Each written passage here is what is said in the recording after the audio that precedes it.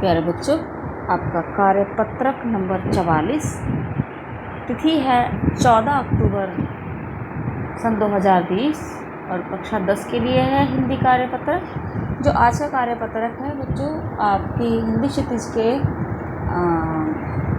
काव्य खंड में सूरदास के पद संकलित हैं और ये पद हमारे पिछले कार्यपत्रकों में हमारे पिछले जो कार्यपत्रक हैं हिंदी के, इन पदों पर आधारित कई आ चुके हैं।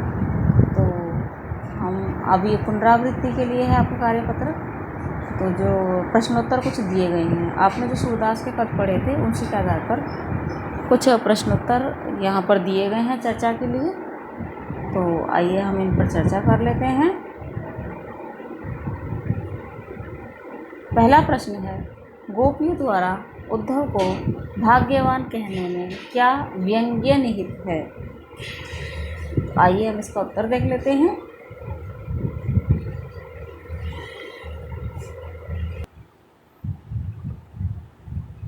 देखो बच्चों, पहला प्रश्न है, गोपियों द्वारा उद्धव को भाग्यवान कहने में क्या व्यंग्य निहित है? तो व्यंग्य का अर्थ होता है किसी का मजाक उड़ाना, किसी को ताना मारना। जैसे कि कोई व्यक्ति मूर्ख है और उसको बहुत अधिक विद्वान कह के, अरे भाई तुम तो बहुत विद्वान हो, ये कह देना। ऐसी तरह से मजाक उड़ाना, ताना मारना। और कई बार इन व्यंग्यों में कोई गंभीर बात भी निहित होती है। कई बार नहीं, हमेशा ही गंभीर बात भी कोई इसमें निहित होती है। वो कहते हैं ना, घुमा फिरा कर कहना, किसी बात को सीधे ना कह करके आरसी पारसी डालकर घुमा फिरा कर कहना, इनडायरेक्टली किसी को समझाना कोई बात, तो उसको हम कहते हैं व्यंग्य निहित है। तो गोपियों द्वारा उद्धव को भाग्यवान कहने में क्या व्यंग्य निहित है? निहित यानी है इसके अंदर व्यंग्य। तो गोपियाँ, दरअसल बच्चों, गोपियाँ कृष्ण को बहुत अधिक प्रेम करती थीं। आप जग जाहिर है बात ये। और मथुरा गमन पर गोपियाँ बहुत अधिक दुखी थीं, है ना। तो गोपियाँ जो कृष्ण के प्रेम में दिन रात रोती रहती थी उसको याद करते हुए, तो उनके दुख को कम करने के लिए ऐसा कहा जाता है कि भगवान कृष्ण ने मथुरा से उद्धव को भेजा, जो ब्रह्म ज्ञानी थे। लेकिन वास्तव में ये था कि जब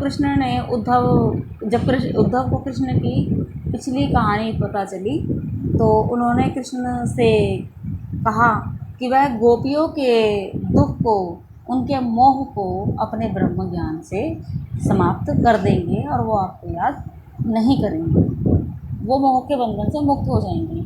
तो उद्धव को शिक्षा देने के लिए कृष्ण ने उद्धव को गोपियों के पास भेजा, उद्धव को शिक्षा देने के लिए, क्योंकि उनको, उद्धव को अपने ब्रह्म ज्ञान पर बहुत अधिक गर्व था, घमंड था। तो उस घमंड को चूर करने के लिए कृष्ण ने उद्धव को, वास्तव में ये बात सच्ची है कि कृष्ण ने उद्धव के घमंड को चूर करने के लिए उद्धव को गोपियों के पास भेजा। क्यों भेजा? बच्चों, ईश्वर को प्राप्त करने के 3 मार्ग, ठीक है। ज्ञान से ईश्वर को प्राप्त किया जा सकता है, भक्ति से ईश्वर को प्राप्त किया जा सकता है, और तीसरा रास्ता है प्रेम का। यदि हम मानव मात्र से प्रेम करें, प्राणी मात्र से, मानव मात्र के साथ साथ प्राणी मात्र से भी प्रेम करें, तो हम बड़ी आसानी से ईश्वर की पूजा पाठ किए बिना ईश्वर को प्राप्त कर सकते हैं। यदि हम बहुत अधिक बिल्कुल सटीक तरीके से पूजा पाठ करें, भक्ति करें किसी ईश्वर की, तो भी हम ईश्वर को प्राप्त कर लेते हैं। और यदि हम ज्ञान प्राप्त कर लेते हैं, सच्चा ज्ञान नहीं, सच्चा ज्ञान, यदि हम सच्चा ज्ञान प्राप्त कर लेते हैं, तो भी हम ईश्वर को प्राप्त आसानी से कर लेते हैं। तो जो उद्धव का जो ज्ञान था, ब्रह्म ज्ञान था, हालांकि वो ज्ञान मार्ग था, लेकिन जो उनका ब्रह्म ज्ञान था वो घमंड से भरा हुआ था, उनमें अहंकार था उद्धव में। और जहाँ अहंकार आया, वो ज्ञान बेकार हो जाता है और ईश्वर को प्राप्त हम नहीं कर सकते।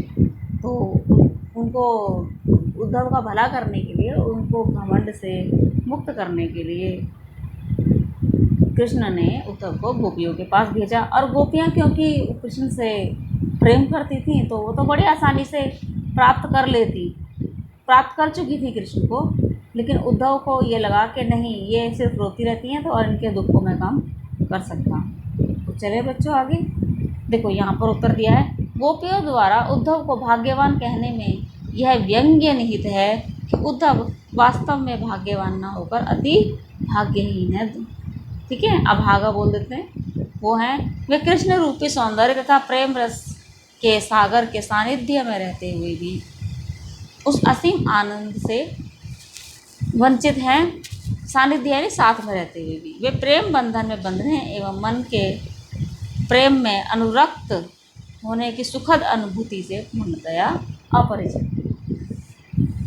देखो, कृष्ण गोपियों के पास कुछ सालों तक रहे और वो उसमें मोह के बंधन में, प्रेम के बंधन में, सच्चे प्रेम के बंधन में बंध गए। यानी कृष्ण में वो आकर्षण शक्ति थी कि वह किसी भी प्राणी को अपने प्रेम जाल में फंसा लें, प्रेम और करुणा में फंसा लें। ठीक है, उसको मोहित कर लें। लेकिन उद्धव जो हैं वो कृष्ण के पास रह रहे हैं, फिर भी वो कृष्ण के प्रेम में अनुरक्त नहीं हुए। कृष्ण से उन्हें, ईश्वर से उन्हें प्रेम नहीं हुआ, उन्हें ईश्वर प्राप्ति का सही मार्ग नहीं दिखा। इसीलिए गोपियाँ उद्धव को भाग्यवान तो कह रही हैं, लेकिन वास्तव में उद्धव को वो क्या कह रही हैं, भाग्यहीन। क्योंकि कृष्ण के साथ रहने का जो सुख है, आनंद है, वो उस सुख और आनंद से उद्धव वंचित है, इसलिए उन्हें अभागा या भाग्यहीन कहा। दूसरा प्रश्न है, उद्धव के व्यवहार की तुलना किस किस से की गई है? आपने पद पढ़े होंगे। गोपियों ने, हम पॉइंट्स में लिख देंगे इनको उत्तर, गोपियों ने उद्धव की व्यवहार की तुलना निम्नलिखित उदाहरणों से की है।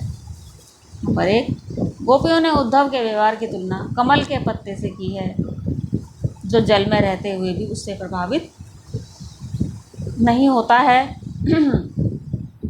इसका अर्थ यह है बच्चों कि कृष्ण रूपी करुणा के सागर या प्रेम रूपी जल में रहते हुए भी उद्धव कमल के पत्ते के समान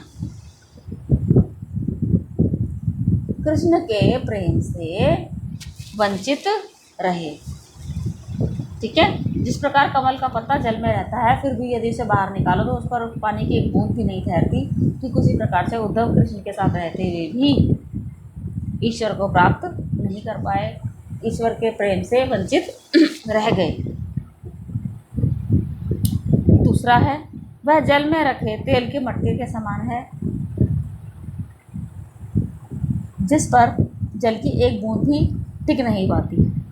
अब दूसरा उदाहरण उद्धव को क्या कहा है कि वह वही बात है बेटा, किसी मटके पे अगर तेल लगा हुआ है, उसे तुम पानी में डालो और जब उसके बाद बाहर निकालोगे तो उस पर पानी नहीं रुकता, उसकी बूंदें फिसल जाती हैं। यानी यहाँ पर भी यही कहा गया है कि उद्धव कृष्ण के साथ रहते हुए भी उस तेल लगी मटकी के समान है, जो कृष्ण रूपी प्रेम के सागर में के पास रहते हुए भी, उसके अंदर रहते हुए भी जब उससे दूर हुई तो कृष्ण का प्रेम उसके पास नहीं रहा। कृष्ण के प्रेम से, कृष्ण की कृपा से उद्धव वंचित रहे।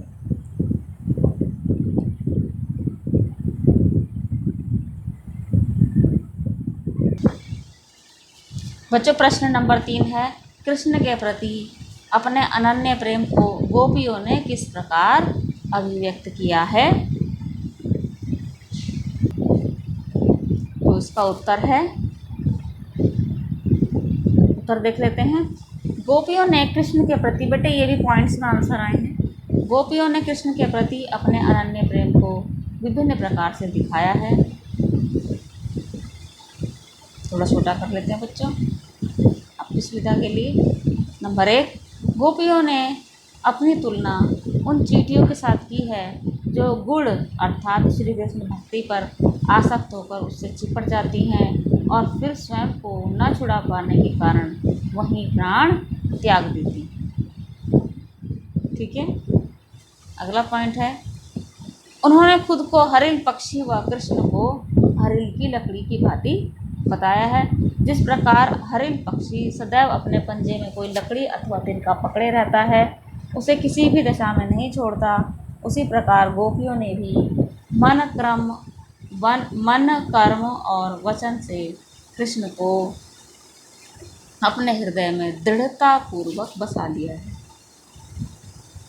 बेटे एक इस पॉइंट पर हम चर्चा कर लेते हैं। पहले हम पहले पॉइंट पढ़ लेते हैं। वे जागते सोते स्वप्नावस्था में, यानी स्वप्न की अवस्था में दिन रात कृष्ण कृष्ण की ही रट लगाती रहती है। तो हम पहले पॉइंट पर चर्चा कर लेते हैं। गोपियों ने अपनी तुलना उन चींटियों से की है जो गुड़ पर आसक्त होकर उसे चिपट जाती हैं और फिर स्वयं को छुड़ा न पाने के कारण वहीं प्राण त्याग देती हैं। बच्चों, आपने गुड़ की डली देखी होगी, बारिश के दिनों में वो पिघल जाती है और सर्दियों में भी पिघली रहती है, गर्मियों में सूखी होती है। तो जब उस पर चींटी, पिघला हुआ हल्का सा पिघला हुआ गुड़ हो और उसमें चींटी जब उसे खाने के लिए जाती हैं, गुड़ होता चींटी जरूर आती हैं, वो आएंगी ही आएंगी। उन्हें अच्छे से पता है कि भले मर जाएं लेकिन वो आएंगी ही आएंगी खुशबू से।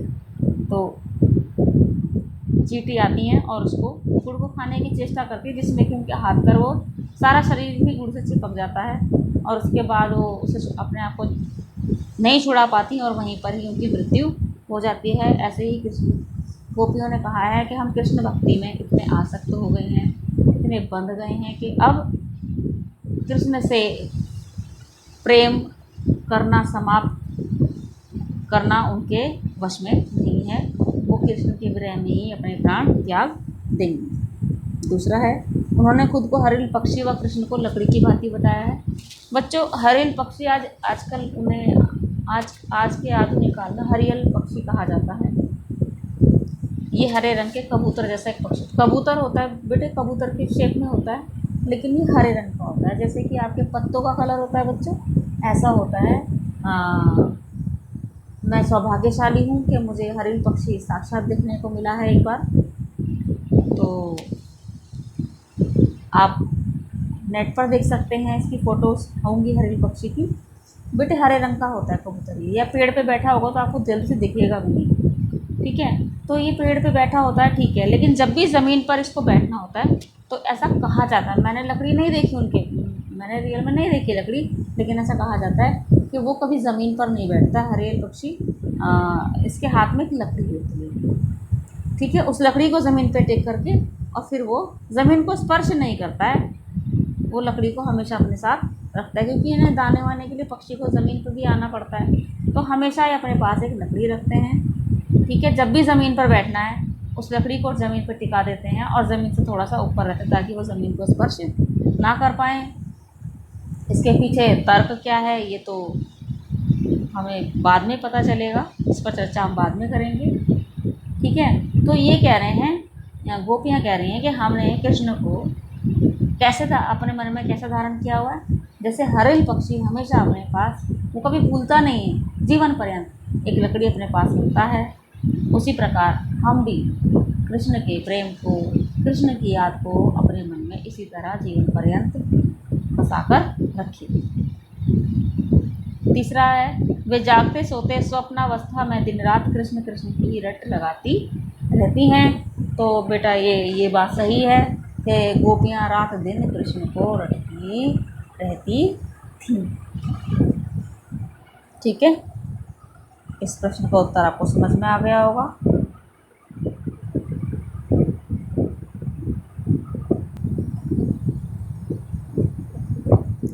अभी हम प्रश्न 4 पर चर्चा बाद में करते हैं, पहले प्रश्न 5 देख लेते हैं। संकलित पदों को ध्यान में रखते हुए सूर के भ्रमर गीत की मुख्य विशेषताएं बताइए।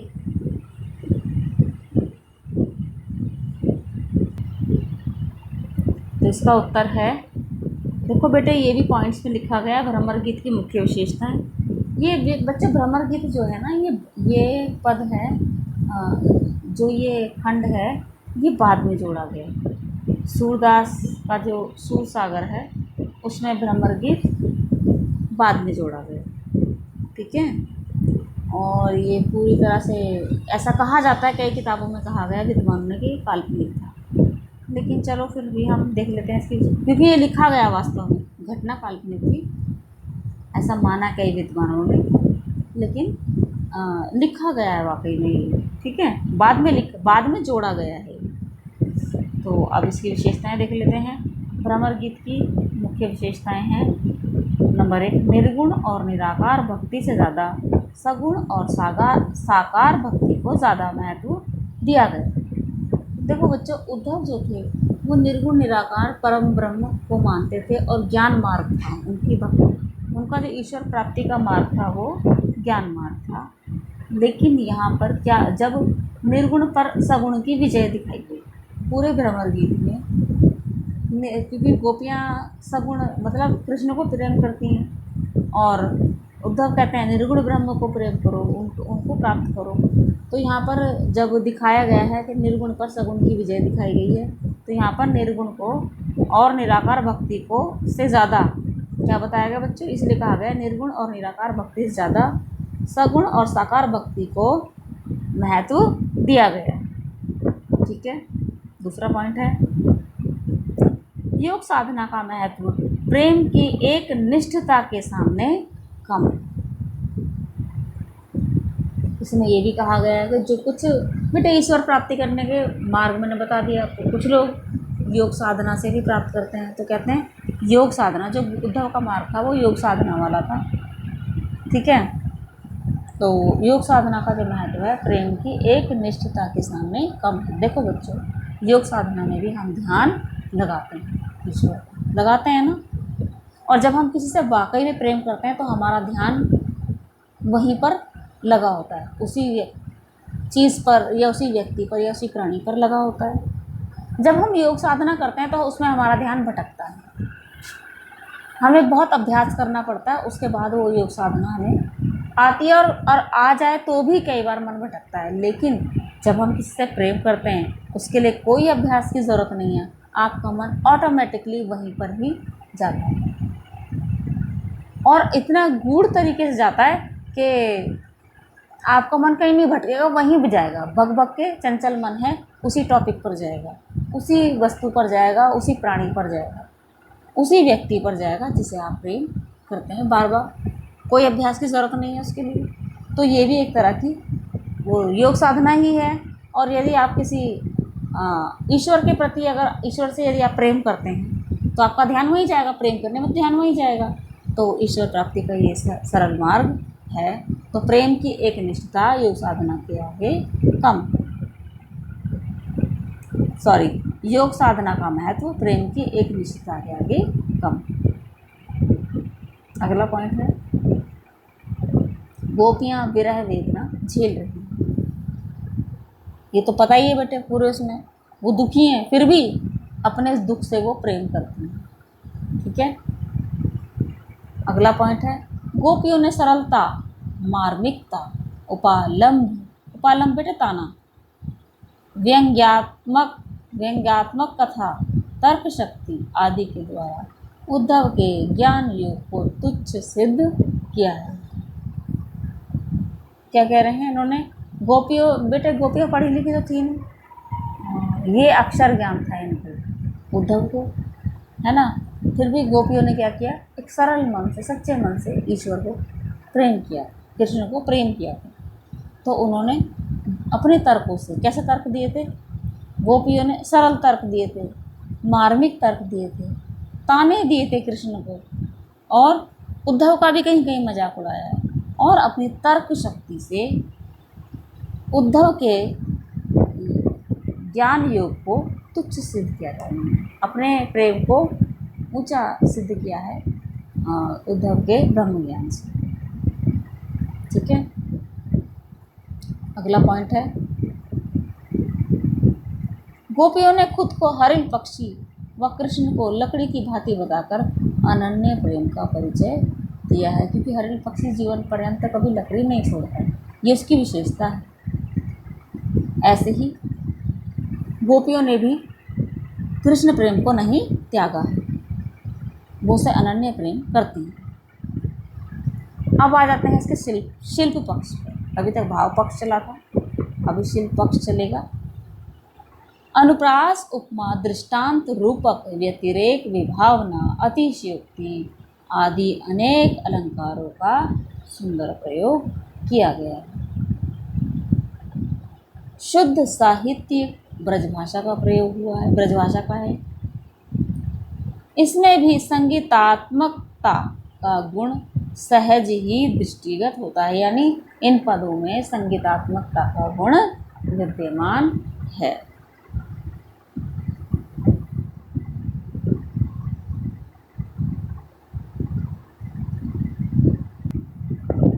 प्रश्न 4, गोपियों ने अपने वाक चातुर्य के आधार पर ज्ञानी उद्धव को परास्त कर दिया। हाँ, ये था, उन्होंने अपने बोलने की कला के आधार पर, तर्क शक्ति के आधार पर उद्धव के ज्ञान को परास्त कर दिया था।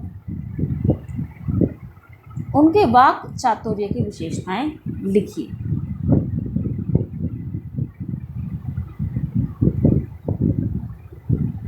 चलिए इसके उत्तर पर आते हैं, ये भी पॉइंट्स में है बच्चों। गोपियों के वाक चातुर्य की विशेषताएं। वाक चातुर्य यानी बोलने की कला, बोलने में चतुरता। वाक चातुर्य या दो शब्दों से मिलकर बना है। वाक यानी बोलने की कला में चतुरता। वाक चातुर्य की विशेषताएं इस प्रकार हैं। नंबर 1, साहसी गोपियाँ पूरी तरह से निडर हैं। वह उद्धव को कोसने से परहेज नहीं करती। वह उनके योग साधना के संदेश को कड़वी ककड़ी और बीमारी बताते हैं।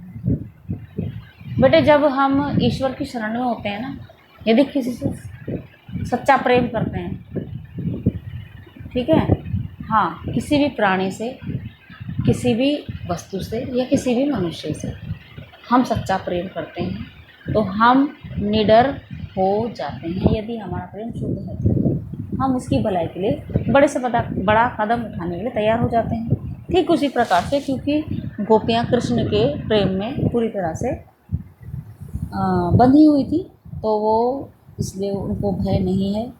ठीक है, यदि आप ईश्वर को भी प्रेम करोगे तो आपको भय नहीं होगा। वह उद्धव को कोसने से परहेज नहीं कर रही, वो उसको कोस भी रही हैं, ताने मान रही है। उसके योग साधना को क्या बोला है? कड़वी ककड़ी और बीमारी बता दी। व्यंग्यात्मकता, वही मजाक उड़ाना।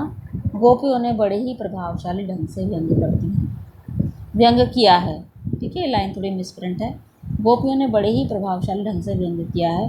वे उद्धव को बड़भागी कहती हैं, चूँकि वह श्री कृष्ण के पास रहकर भी प्रेम से अछूते रहे। यह कहकर वह उद्धव का उपहास करती है। उपहास यानी मजाक उड़ाना। कृष्ण के पास रहकर कोई उनके प्रेम से बच जाए, ईश्वर की भक्ति करके यदि आपको ईश्वर प्राप्त ना हो तो कैसा लगेगा? अच्छा नहीं लगेगा ना। तो उद्धव के लिए उन्होंने यही कहा है, उन्होंने सीधे तरीके से ये कहा है कि आप तो बहुत सौभाग्यशाली हैं कि आप कृष्ण के पास रहकर उनके प्रेम से उनके मुंह में बंध नहीं पाए। लेकिन वह वास्तविकता में ये कह रही है कि आप जैसा कोई अभागा नहीं है इस दुनिया में, कृष्ण के पास रहकर भी उसके प्रेम को महसूस नहीं कर पाए। स्पष्टता, वे स्पष्ट शब्दों में उद्धव को बताती हैं कि वह कृष्ण के प्रेम में पूरी तरह से लीन है, इसलिए उनके योग संदेश का उन पर कोई असर नहीं पड़ने वाला है। बच्चों, उनका जो भी गोपियों की जो बातचीत थी उद्धव से, उसमें कोई दुराव छिपाव डर नहीं था। और जो व्यक्ति डरता नहीं है, पहले पॉइंट में कहा वो निडर है, जो व्यक्ति डरता नहीं है तो वो बात भी सीधी कहता है, स्पष्ट कहता है। तो उनकी बात, जो उन्होंने तर्क दिया वो एकदम स्पष्ट हैं, और उन्होंने उद्धव को स्पष्ट कर दी ये बात, तुम ज्ञान योग साधना का संदेश लेकर आए हो, इसका कोई असर हम पे होने वाला नहीं है। हम अपने कृष्ण के प्रेम में ही लीन हैं और उसमें ही लीन रहेंगे।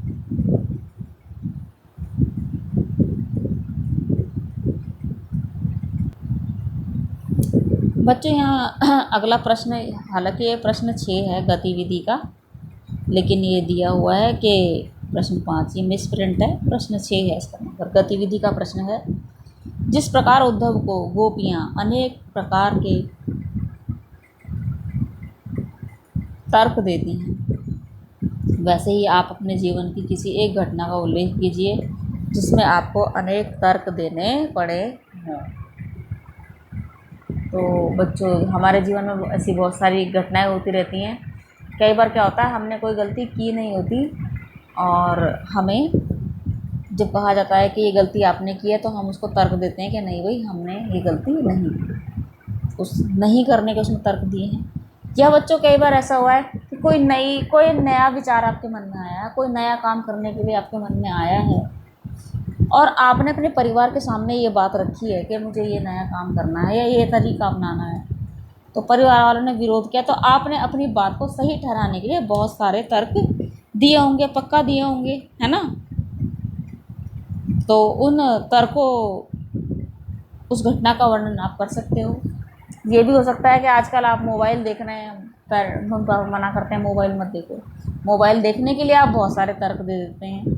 तो आप कोई भी ऐसी घटना, लेकिन बच्चे घटना, आप ये सच्ची घटना लिखना अपने जीवन की और कोशिश करना कि इससे लोगों को अच्छा संदेश मिले, ठीक है।